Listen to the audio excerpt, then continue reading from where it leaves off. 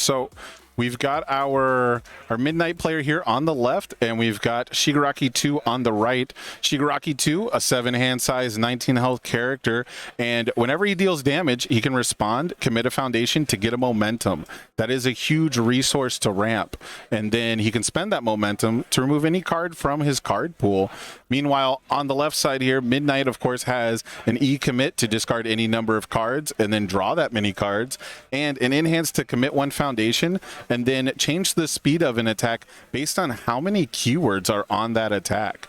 Yeah, so getting the hit from Shigaraki is going to be a little tough if Midnight, doesn't necessarily want him to, but with that said, if Midnight can't interact with the with what's going on momentum-wise, the character's not necessarily prone to fight what Shigaraki's doing, right? It's trying to stave off the attack zones, but I mean, under the chaos symbol, there's not a ton of momentum hate going on. So this death Shigaraki is going to get a chance to just kind of go wild.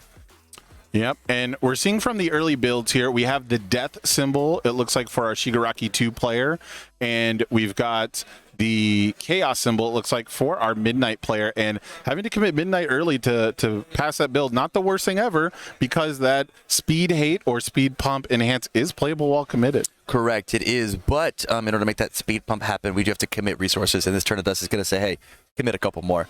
Although it does have EX2, Fury, Stun 2, so it's going to be very fast, or we can slow it down with Midnight. We have to commit additional resources, so maybe this move doesn't quite get there, but, the next one will. Yeah, and it looks like the very first enhance that came out was the newest Shigaraki card. Nothing to see here. Tosses his hands up. Hey, nothing to see here, man. We're chill. We're cool. Yeah. How do you feel about nothing to see here as a card? I think it was hyped a whole lot, and I think it fits really specific lineups, right? It cares about if your attack is the mid zone or if it has the Fury keyword. And this is a fast-paced game. We're seeing that 5 damage come out really quick, and our next card is Stun Grenade, maybe the most hyped attack of Heroes Clash. Absolutely. Once again, more stun. Midnight's ability doesn't work if she doesn't have the resources to commit for them. Going in, finding a bunch of stuff. Oh yeah, that's a Howitzer Impact Cyclone. More momentum generation. And a beautiful way to spend it, right? Yeah. If we could just like play this. Ooh, he says we're down. Yeah, we'll clear that card out of the card pool. This is so...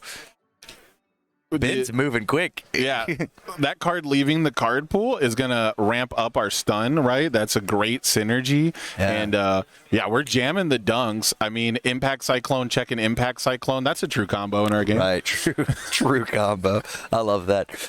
Destroy a committed foundation, get to redraw a card. There's some interesting building tricks that we could play with, something like a go for the win here to destroy a foundation and build in 2 readies, and you could keep this train moving. Another attack goes down. We're not seeing any blocks come out from Midnight. This is kind of crazy. The pace of this game is just blazing. Yeah. Have put ourselves in a bit of a weak position, though, as we are attempting to build out. We need to check really well here. As we continue on, because I mean, a couple indiscriminate shocks and that 19 health is going to evaporate. Yeah, really important though. Shigaraki sitting on a pile of momentum, so it's gonna really come down to, does Midnight draw the gas, because Chaos has some of the biggest beat sticks in our format. True, very true. And speaking of indiscriminate shock, there it is. All right, so we've got a indiscriminate shock coming in. This is going to threaten 9 damage, and it can be as fast as we want it to be. 6 low for 9 if we want. I mean, that's half health. We play a second one of these, make it just as fast. I mean, 2 indiscriminates actually wins the game here. Absolutely, yeah. We do have the option with that second enhance, right? We stunned 1. We have the option to commit one of ours, to commit one of their foundations. It'll be very interesting to see if that comes down here, because 6 speed, you have nothing ready. That's practically unblockable, partner. Absolutely. I mean, the only thing you have, right, is a plus ultra, but with said plus ultra... Interesting. We see in the hand there the second indiscriminate. Yeah. This could be curtains as long as we're down to, down to push for it. A couple of bad checks and it might be over. If we commit one for if we commit one to give this with the plus speed, and then we check a 3 on the next one. We don't give the next one the increased speed because we decided to discard and draw with Midnight. I think actually the book play was supposed to not be to commit and discard as long because we had the indiscriminate from last turn. We saw us draw another one. Well, just 2 bad checks, and then we get to survive. Yeah, we're dropping down to 8, and here's the second indiscriminate, and we check the 5. Call it now. Is this game? Is there any recourse? The only thing that literally our only out is plus ultra. Right, which, how likely are you to mainboard that in your Heroes Clash character? Correct. Because we can't use the momentum ability, even though Shigaraki would absolutely love to, right? A huge fan. Looks like it's there, and we checked the 3 on it. That's okay. Game 1, we saw Ben be explosive and go for it. 2 bad checks. Yes. 2 bad checks was all it took to say that Ben had to end his turn. But if we could have hit like a draw 3 and then get some build and make something happen, that's fine. But with double indiscriminate, we now see why Midnight decided not to block anything. I have made this mistake before. I can speak from experience that I have played into Midnight at the Las Vegas Regional myself and went, okay, I was a 6-hander. I had 27 health, and I had a Faith Shield in my hand, and I went, it's cool, man. You cannot deal that much damage to me. And they immediately just went indiscriminate opener, stun out the last 2 I tapped out almost. I did the same thing, and I got a million momentum. I put them to 10. I'm having war flashbacks now, and indiscriminate into home run comment was all it took, right? Yeah. And now we just saw double indiscriminate, so it's an easy deck to underestimate because we haven't seen Midnight top any of these really big regional events so far. We've only seen it get mild success at the provisional level, and you cannot underestimate a character with access to the powerful attacks that the Chaos symbol provides you. And not only that, she got in set 3, Heroes Clash, she got more than a DLC's worth of support. She got 4 cards. She got attack in 3 foundations. So like there are a lot of tools that Midnight has now access to. She was good before. Some say great now. And so we'll have to see how Ben adapts to, dealing with 28 health. Maybe, you don't got to go quite so hard. But that is okay. We're going to shift into Shigaraki 1. Trading a hand size for a little more health and honestly, probably more aggressive potential. If I touch you, burn 5. Probably a little better than just snap my momentum. Yeah, it's super interesting because in that game 1 we saw every attack go unblocked. We just didn't happen to have the 27 damage, and that's not a game plan you can run out against Shigaraki. Correct. One of the things I wanted to note on, which is kind of irrelevant now, I thought it was really interesting. We had 2 characters who commit foundations for cost. And I think one of the reasons Midnight's so underrated is people are afraid to commit that foundation. It feels like a very real cost. And, the Chaos symbol is great at refunding that cost, but still having that foundation in the first place to commit is tough. Who denies you that foundation in the first place? Shigaraki won. Beautiful analysis, man. The real question is the only way that we get to deny that resource is if our moves are slow, and as long as we can get a foothold as Midnight to keep that resource high, we should be able to stay them high with +3, +4 speed on our moves. So it really is going to be about, on this first build, with Ben going first, can Nicholas push back and have a healthy enough build to make it matter? So we will see there. Starting off as one of the beautiful, I believe, RLE Excited for Bloods. Coming in, Conflict of Ideologies, one of the new cards from Heroes Clash. I want to mention before we get too far into this game, because the player speed is blazing fast, but when a nice 6 check. I thought that was on a 6 for a second, but it was only on a 5. And a great build here, but amazing. But I think a big thing is when we try to define archetypes, control, aggro, things like that, Shigaraki to me screams aggro control. He's got such an aggressive response to burn that 5, but he also has a really control-based response to deny that resource. And we saw pretty much an entirely aggro game plan game 1 from the Shigaraki player. It'll be interesting to see if we have a more controlled approach to this match, or if we're just going to jam 3 attacks again. Yeah, it's tough to tell because of the fact that, like, you described it as aggro control. When I think of that, there's 2 sides of the pendulum, right? Mm-hmm. Swing all the way to the left, swing all the way. Swing to the left is my aggro, swing to the right is my control. And so the fact that this deck, this character has the ability to play either, you don't necessarily know which one I'm supposed to prepare for. Exactly. I'm not positive. Yeah, a lot of the times you think of control decks as purely these defensive decks that are building up to like a game-winning move, whereas in reality, a lot of our best control pieces come from attacking. It comes from seizing the advantage. Correct. When you apathetic, you want that first enhance to flip it before they get a chance to use it. And Shigaraki is one of the few characters that just on face has that defensive control piece. Yeah. You know, he's one of the few characters that gets to really mess with you from the blocking side of things. And card I want to look out for, I want to see Evil Gaze in this match. Evil Gaze. Well, tell me why you think just like the selective destruction is what's. Oh, hello.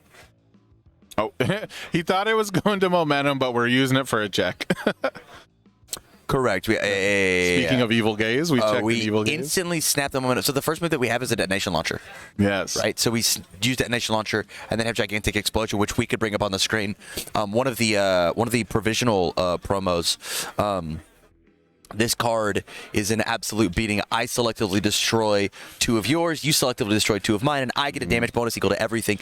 You put that on top of Shigaraki's burn 5. If he doesn't have a high block here, he's dead, right? He's going to lose so much health. This is swinging him for an 18 damage, I believe, if we hit the burn as well. Yeah, and this is you asked me about why the Evil Gaze specifically. This is a perfect example. Getting to choose the snipe, getting to choose the foundations, so much more powerful than just letting your opponent choose one ready foundation. It's typically going to be face down. It's going to be a blank one, and this is maybe my favorite card in Heroes Clash. Being able to selectively destroy 2 of my rivals' foundations, pretty much always going to be worth it to me, even if you get to destroy 2 of mine. Stun Grenade coming in afterwards. Because we did get the full block there, but like the important thing that we're seeing here on this full block is the fact that, like, you know, Midnight did have a build 4 last turn, no longer, right? So that this gigantic explosion combined with possibly Shigaraki's response, if we get some sort of build here, might be enough to say that, you know, Midnight, you're not allowed to some sort of build. You're not allowed to push back, but that's okay. We don't get away with any momentum except for the stun grenade that just hit at the very end, dealing 9 damage. And that's the power of that aggro side of it, right? Where we ran out 3 attacks, we only hit with 1 of them, but we still drained our opponent for a third of their health. Right. The attack coming out a little surprising for me personally, but it seemed like we drew a lot of oranges Midnight. Yeah, it's that, and like this is an okay attack to throw Sunambulism, strictly because like the one thing we were nervous about was Shigaraki's response on block, right? Well, why not just turn him sideways? Why not say, hey, your disruption ability of destroying one of my ready foundations just doesn't happen, and so maybe I'm just going to get into free poke, get in that free momentum. Now my requesting assistance live, and we're off to the races, right? Yeah. Yeah, and we get that nice poke in. We have basically no fear, right, of this getting. We don't even have to put speed on it. And we have these beautiful 0 difficulties to play around our 2 check, because I assume they're running more than 1 somnambulism, You'd have right? to. And this is about as good as it can get. You've got the momentum. You've got 3 requesting assistance. You're going to be able to pay for that Midnight Enhance all turn. Absolutely. So right now we have 5 physical gray foundations on the board, but we are actually 8 foundations strong when it comes to like the potential foundations we have, just because of we have the 1 momentum and the requesting assistance getting to re-ready itself, or re-ready another card, right? And in a pickle, that release is going to turn our committed foundations into even more blocking potential. Right. Really powerful turn from Nicholas there. And Ben, seeing the power of the foundations that are on board, deciding, hey, it is okay for us to take a turn off. Let's build a couple high-impact foundations, and we'll go back to, swinging that pendulum the other way. It's now a control matchup. And of course, Ben doesn't know this necessarily, but if he had walked into that breaker 2 with only the 3 foundations ready, it could have spelled disaster. Absolutely. Losing the attack, getting breakered, not getting the burn, committing extra resources as we have these 3. We saw game 1 Indiscriminate Shock do 22. We're at 22, so we are in a bit of a danger zone if Indiscriminate comes in, and Nicholas is in an even better position to just play those double Indiscriminate Shocks if necessary. Yeah, and it looks like we're getting a little peek at the hand here. Nicholas seems to have some pretty solid cards. There's a double jab pummel, and that card was super hyped from Crimson Rampage from set 2, and it changed the layout for those symbols drastically. And is that +3 speed onto a jolt? Absolutely, yeah. This is the world's fastest jolt. It's a 6 mid for 4, so maybe we do want to block this to try and get the response on Shigaraki. But like, is it worth committing the rest of your board? Not with us dying to Indiscriminates before. We can't afford to do it. 3 mid, not the safest zone and speed to throw out, but when you have a card like double jab pummel, you get punished for blocking it. Our opponent gets to draw 2 cards and discard 2 cards, and oftentimes double jab can play as sort of a bait. It's something you might want to get blocked if your hand doesn't look super great. Correct. And of course, double jab pummel also has 3 keywords. It has charge, it has punch, and it has combo. So this is another card that's going to get, pretty much the maximum value from Midnight Enhance. There's very few attacks that have more than 3 keywords just printed on them. Yeah, this could be a pretty rough position for Ben to be in if we misread the situation. But the good news is we've committed a couple resources in order to make this partial block happen, which is fine. But we've got the struggling studies. Whenever we do play the 3rd move, let's clear this card up out of our card pool, grab another high block, and then proceed to see how the rest of the turn goes. And there it is. There's the Indiscriminate. Yeah, it's not a common play to see a partial block come down for double jab. It feels like the worst of both worlds, right? For sure. You taking damage, you give them the block trigger, but every life point matters when you're playing against Indiscriminate Shock. Absolutely. And that high block is never going to block the Indiscriminate. Whoa. Huh. I think that's a mistake. We can't use Let's Fight Bad Guys on our opponent's turn at all, right? It has no relevant text on my rival's turn. But that struggling studies stops flip. It lifts a card out of the card pool, which is essentially -1 speed to every attack for the turn, right? It gives us a high block back. Yeah, you just talked about it. It clearing the card pool. It was going to be our only really defensive piece, and it gets the choice to stun it out is a little concerning. Yeah, well, I mean, it's possible that Ben, now a set 1 character has some sort of trick up its sleeve, plus Ultra Wise or the other. But this is it's a pretty precarious spot to be in, and the power of requesting assistance. Hey, I've got the momentum, the homies need the help. So this is I believe it's 6 low. 6, 7, 8, 9 on 6, 7, 8, 9. Actually insane. That is not what was supposed to happen here. That was nuts. Hey, every card game is luck and logic. The luck took over. Yeah, I mean, had the scout for it, had the block. Yeah, I guess the -1 coming down off surviving the final, saving the life here pretty much. Wow. How do you... Yeah, as Nicholas, what do? You just pass, right? Yeah, against Shigaraki 1, typically you're trying to hold every zone. You're trying to have them have at least like multiple attacks of each zone. You're trying to scout specifically, and if we tap out to play another attack here because we see the other Indiscriminate, it's not lethal. Right. We would just be opening ourselves up for an explosive turn on the crackback, tapping out to not be able to use our breaker blocks, things like that. And even though we're not the same 7-hand size Shigaraki we were before, Ben's deck has the capability to accidentally, toss 19 damage on 2 moves. So yeah, I think it's probably better to be safe than sorry in this instance. Yeah, let's just reel off all the massive attacks that deal more than 8 damage. Gigantic Explosion, Howitzer, Impact Cyclone, literally anything that hits you in Shigaraki. Right. But it looks like Ben here is opting to build, getting a little taste of that 6-hand size medicine. One of the biggest issues and the reason that we haven't seen a lot of success with Shigaraki is he's kind of gifted with the 6 cards that he's given at the start of the turn. And you have to like destroy a permanent resource if you want to draw off Howitzer Impact Cyclone. Correct. So like as a 6-hander that's trying to tax your rival's resources, Gigantic Explosion, it's a symmetrical destruction effect. So we don't really ever get to get ahead of our opponent through our natural gameplay. Yeah, absolutely. But I mean, the double thing about Ben building here is not only is it more foundations to defend with, but it's also more foundations to die from due to an indiscriminate. And so it's interesting to see in previous events watching players navigate destroying their own stage to not be burdened by indiscriminates later on. And flipping all of our foundations gets us away from Gigantic Explosion dealing damage as well. True. So we kind of, I was just about to comment before you said that about our stage doesn't look great as Midnight, but we don't care because they're just there to be committed. We might care that they're actually all 0 difficulty if we don't want to die to a Gigantic Explosion. That's very, very true. I love that point. We hit a Jolt. Jolt build 2 is one of the strongest poke plays that you can do in the entire MHA CCG. Not only is it guaranteed damage, it's guaranteed momentum, but it also has selective committal and then a build 2 pass, build 3 pass. Just says that like I'm ready for the onslaught and I get to disrupt your board, the thing that you're trying to do to me.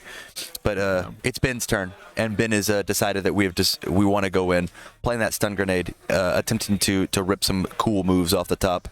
We'll see what we get. Yeah, this is a super innocuous play. We could have either finally just drawn all the actual gas, or we could be digging for it. And Electric Jolt comes down, commits Excited for Blood. It's unlikely that Ben will get to activate this Excited for Blood for the rest of the game. This is a tough choice. So Ben here flips over another stun grenade, but a Turn to Dust. So the question is do you grab the good card, or do you grab the card that grabs the good card? Right. So like it's that classic. I could have the boat, or I could have the mystery box that could have a boat in it, right? That's the real question. Yeah, it's when you talk about variants, you talk about card games, there's a lot of times where players put consistency cards in their decks, typically cantrips, typically, things that just draw a card to replace it. So you go through your deck faster, and then a lot of that comes from when players don't have something better to play, because if you had a better card, you would rather just draw the better card, right? And I think when it comes to, like we just said, the 6-hander Shigaraki game where you never get ahead on resources, you're trying to deny them, but you're also denying yourself. I love the stun grenade pickup because we don't want to play this Turn to Dust on a 6 originally. Now it would have been a 7 after the uppercut block. Yeah. I'm digging this play. And like it's another stun. It says that like I could go grab an additional resource, right? Oh, hey, there's a gigantic explosion. We're drowning in options. Holy cow! I don't actually know what I would have picked there. The biggest thing too, I think, about not picking the Turn to Dust is we're overloading the same zone for blocks. We talked about like it's easier to hold one of each zone typically than it is to like pick out, multiples of one zone but also cover others. And if you only have 3 cards in hand, there's a very good chance it's a high, mid, low. And so overloading the mid zone, I think, is a really good call here. Oh man, looks like we checked a 3 there. If we checked a 5, I think that might have actually ended up being game. 5 damage off of the gigantic explosion, 5 from Shigaraki. Flip for the 2 speed from the Let's Fight Bad Guys, destroying 2 cards. At this point, as Nicholas, you almost have to destroy 2 of my opponent's face down cards, which in Ben's scenario, that's best case scenario, man. I've already used those cards. I'm down. Leave me my face ups. Yeah, and correct me if I'm wrong, but I think a major misstep here. I think Ben missed his Shigaraki burn. I think we dealt 4, right? We started that turn at 19 life. Interesting. So it's the kind of thing where with the gigantic explosion and the burn, it's absolutely lethal, but you still want to get that burn out earlier, and that might be the mental misstep from having to carry 2 characters. You're playing Shigaraki 2, and then you swap into 1. You have to remember your entire game plan is both characters. You have to have a plan for your sideboard character. You can't just swap them in willy-nilly. Absolutely. Not with how diverse our field is, right? We've got 80-plus characters, more than half of which could easily come and win this national tournament. And so the fact that we've got characters that are diversifying how their game plan works from mainboard to sideboard is, one, a testament to how cool and good the game is, but two, it really flexes how cool and good the players are, right? Shigaraki 1 to Shigaraki 2, very different beasts. Have we ever had a top cuts where half the field was the same character ever? I don't think so, right? I think exclusively Season 1 Kirishima 1. Okay. Right? And not even on the same symbol. Not at all. And even then, like, everything got very much fixed with a quick turnaround. But we are looking at Shigaraki going to 2. This might be it. An Ice Storm coming in. It's going to be very fast. It could be as big as we want it to be. I think this is curtains. Yeah, Can't be blocked by attack cards. Oh, and the plus ultra to just go beyond over the top. Holy cow. Hey, Midnight, set 1 character. Pretty good, pretty good. The handshake comes in, and congratulations to Nicholas Voss taking it down with Midnight. A champion that a lot of people have slept on set 1, set 2, but now with the help of Heroes Clash, gets to come in and take it over, the #1 villain, Shigaraki.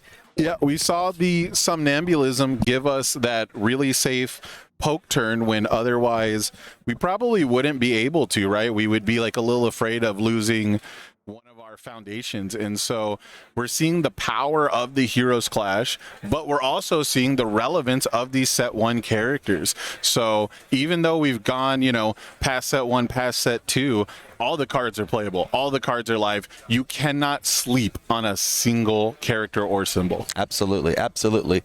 And we're going to have a ton more gameplay here. But first, let's get an interview with the winner, Nicholas. We're going to cut to a quick break, and we'll have an interview with Nick. Don't go anywhere. Round 4, start times. Hello, everyone. We've got your winner from round 3, Nicholas here. Nicholas, tell me, how does it feel to win a match on stream at the first ever Pro Hero National? It actually feels really, really great. I did not expect my deck to perform as well as it did. Because last game I played against the Tokoyami and I just checked all attacks. But playing on stream, seeing how the deck is intended to play, makes me really excited to just keep playing it and see how well I do this rest of this tournament. That's awesome. Yeah, Tokoyami, big bad. A lot of people I've talked to, that's the #1 deck they don't want to fight. Tell me a little bit about the choice to pick Midnight. Midnight, we talked about on stream, a little bit of a slept-on character from sets 1 and 2. What made you pick the Heroes Clash Midnight deck? So the reason I picked the Heroes Clash Midnight deck was just her second enhance. Her first enhance is really good because you have a lot of draw power in Chaos and allows you to draw even more and cycle through your deck. But the second enhance, especially against the punch attacks, against a lot of Chaos's attacks, a lot of Fire's attacks, have a lot of keywords, so it makes them super easy to block. Okay. So you're just committing 1 foundation to give something, as you saw, -3, -4 speed. It's really, really comfortable and allows you to make a lot of blocks easily, even when you do check your 2 attack. And that's the second thing, is Somnambulism. Somnambulism counters Kirishima 2, which I thought was going to be big at this deck. Very big. It sort of counters Toru 2, who I thought was going to be big at this deck. Because Toru 2, they kind of have to commit themselves to make you pick up the Midnight Somnambulism. So it was really those 2 choices were what brought me to want to play Midnight. I love that. That's a great analysis because Toru 2, one of the most talked about set 3 characters. Tokoyami, one of Kirishima, one of the biggest defensive threats, right, with that response commit. So Chaos Symbol, let's talk Chaos Symbol a little bit here. You talked about the speed hate and how it's almost like having a rescue completed on your face. Tell me about these Chaos attacks. Does every attack in your deck have at least 3 keywords? Yes. That's one thing except for the Cheerful Uppercut, and that's only a 2 of because you kind of do need it in defense for a lot of decks that want to combo off. So a lot of punch decks, a lot of Fury decks, they want to have that combo keyword active. So if you play that, that is the only attack that has 2 keywords. Every other attack has 3 keywords or more. Okay. And it's just for that extra 3 speed. Tell me, when we were going through, I don't know if you remember everything, but I'll walk you through game one. Was there ever a point where you were scared? Like Ben was slinging tons of attacks at you. There wasn't a lot of blocking, but were you ever afraid that you were just going to get turn 2'd or anything like that? I was at a certain point, but when he kept committing foundations, it went through my mind that I'm like, okay, he needs to check all of his 6s in a row to get to kill me, because 28 health is a lot of health, and he did not have a lot of damage buff. So it's possible, but I was thinking to myself, if he just checks one bad check, I'm fine. And when he did check that bad check, I was like, okay, I now have the chance to get back on the backswing. He has 4 committed foundations. I have 1 indiscriminate in hand, and then I drew a second one. I'm like, okay, I think I got this one. But in that beginning point of that game, I was like, okay, yeah, I see it, because I have been 1 turn killed in this game quite a bit. So Yeah. So tell me about the Shigaraki 1. When he sighted into the Shigaraki 1, it was kind of a big deal here on the commentary. It was a lot of different implications. Did your game plan change at all? Did that scare you? it did change heavily. So I went from, since I saw that he was committing his foundations to gain the momentum, my game plan was like, all right, yeah, let him keep attacking, let him getting those momentum in. When he changed to Shigaraki 1, I played that deck personally, and I love the deck, and I love the character. I just knew that if he dealt damage to me, it was going to hurt a lot. So I tried super hard to block as much as I could and take as little as I could with those responses, because that's the big thing with Shigaraki. If you block his attacks, he can't really do anything with that. Yes. Because that 5 damage is just so strong and so overpowering, and can get overpowering really quickly. So I switched to defense, and on my turns, my goal was to just try to get 1 or 2 attacks in, and usually those 1 attacks were jolts, which helped out a lot in the end of the second game. So yeah, it's just I'm glad to have played both Shigaraki 2 and 1 in the same match. Yeah, it was a very cool matchup. You played it so well. Pretty much everything that we were talking about on commentary, we're like, oh, he's got to avoid this. You navigated perfectly. Thank you. And I love the analysis from you. I just got one more question for you. Are you having fun here? Are you having a great time? I'm having a blast. So one thing that I've learned, I've been to 2 in-person events. One was the Omaha first game drop provisional that wasn't a provisional, the very first in-person event. Exactly. And I've been to this one that was in person, and every single time everyone's so friendly, everything is so well organized. Sometimes there's a couple hiccups here and there, but it's just everyone's having a great time, and that to me is part of the reason why I actually really like this community, is because when you go to an event, everyone's having a great time, no matter what the record is, no matter what they're playing against. So obviously there's some salt in there with certain decks, but it's just an overall blast, and I love the feeling of this, and I'm glad to at least have played 1 game on stream and get to talk to you guys. It's been really great. Hey, we loved watching you. It was an absolutely great game, and you heard it at home, folks. It's an absolute blast out here.